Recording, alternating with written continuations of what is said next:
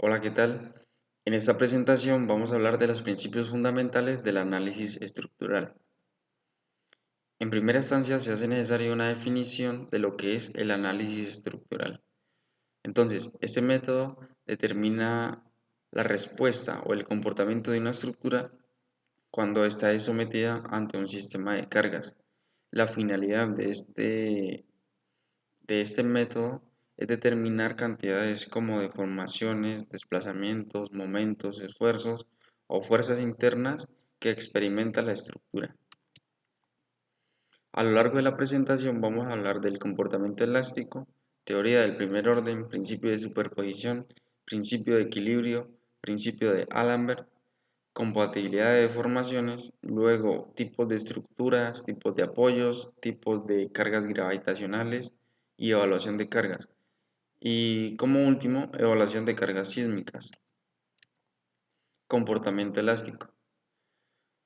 Se debe considerar que existe una relación entre los esfuerzos y la deformación de un sólido cuando éste se somete a un sistema de cargas. Existen dos condiciones para clasificar el comportamiento elástico, para, para clasificar el comportamiento como elástico lineal.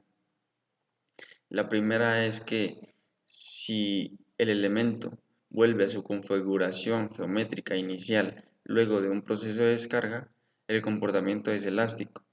Si sumado a esto la relación entre los esfuerzos y la deformación es lineal, entonces el comportamiento es elástico y lineal.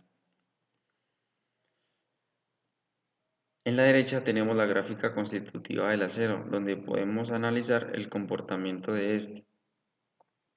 Desde el punto inicial 0 hasta el límite de proporcionalidad se considera como una región lineal o una región elástica.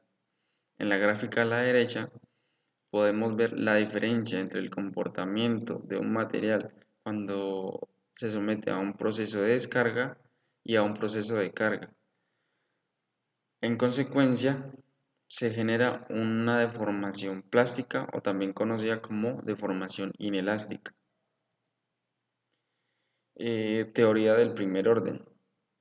Para realizar cálculos, cuando las deformaciones son pequeñas, de tal manera que no generan cambio alguno en la geometría de la estructura, se hacen referidos al modelo inicial de la estructura.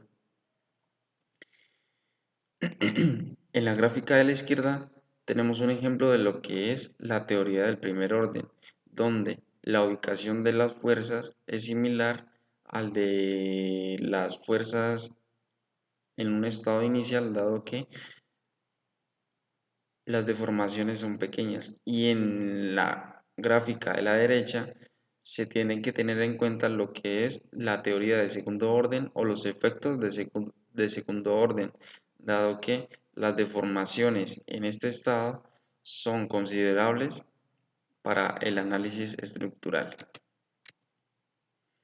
Principio de superposición. Para determinar una cantidad, ya sea ángulo, fuerzas internas, deflexión, eh, generada por diferentes cargas aplicadas simultáneamente sobre un elemento, para simplicidad de cálculos es posible determinar este efecto sumando los efectos de cada una de las cargas, analizándolos de manera individual. Este principio es posible utilizarlo siempre y cuando la cantidad a calcular sea una función lineal de los esfuerzos que se aplican y que la teoría del primer orden se cumpla y el principio de equilibrio también se cumpla. En esta gráfica podemos ver lo que significa el principio de superposición. Es lo mismo el estado inicial a sumar los efectos que causan una carga uniforme de manera individual y una carga puntual de manera individual. El principio de equilibrio. La sumatoria de fuerzas en cada uno de los ejes y la sumatoria de momentos alrededor de cada uno de los ejes de la estructura debe ser igual a cero. Todo esto garantizando un estado de reposo o una condición de estabilidad. Principio de D'Alembert. Todas las fuerzas iniciales provocadas por la excitación de la masa mediante aceleración sísmica y la sumatoria de las fuerzas internas del elemento deben ser igual a cero. Compatibilidad de deformaciones. En el campo del concreto armado se considera que la deformación unitaria del concreto y la deformación unitaria del acero deben ser iguales en la interfaz de la unión entre el refuerzo y el concreto, suponiendo, o para hacer posible, suponer una adherencia perfecta para efectos de diseño. Dentro de los tipos de estructuras hay estructuras reticulares. Entre estas tenemos las armaduras, o más conocidas como cerchas, que son elementos prismáticos, los cuales poseen una configuración geométrica de tal manera que el área del interior está subdividida por elementos conocidos como triángulos, los cuales están unidos por articulaciones sobre las cuales descansan las fuerzas que soporta la estructura. Todo esto se debe conocer de que las cerchas solo están sometidas a esfuerzos axiales. Las deformaciones o la flexión solo es producida por el peso propio de la estructura, cosa que se considera insignificante respecto a la resistencia de las mismas. Pórticos o marcos.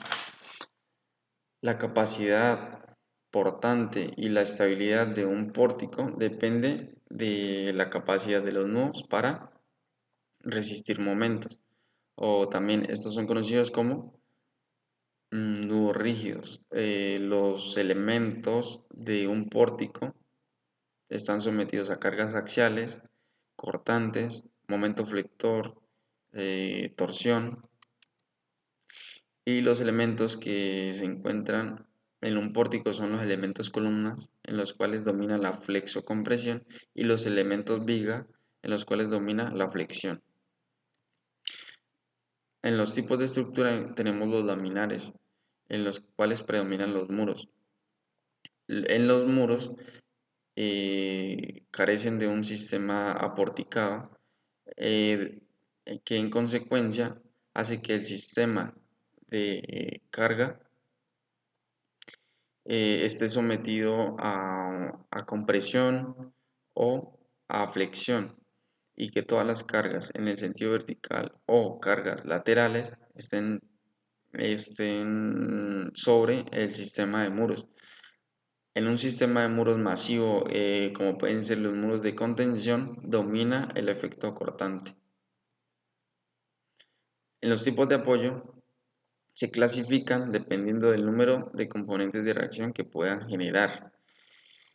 En primer lugar tenemos el apoyo móvil, que restringe el movimiento en el sentido vertical. En el segundo lugar, el apoyo fijo, que restringe el movimiento en el sentido vertical y en el sentido horizontal. Y como último, el apoyo empotrado, que restringe el movimiento en el sentido vertical, sentido horizontal y restringe el giro.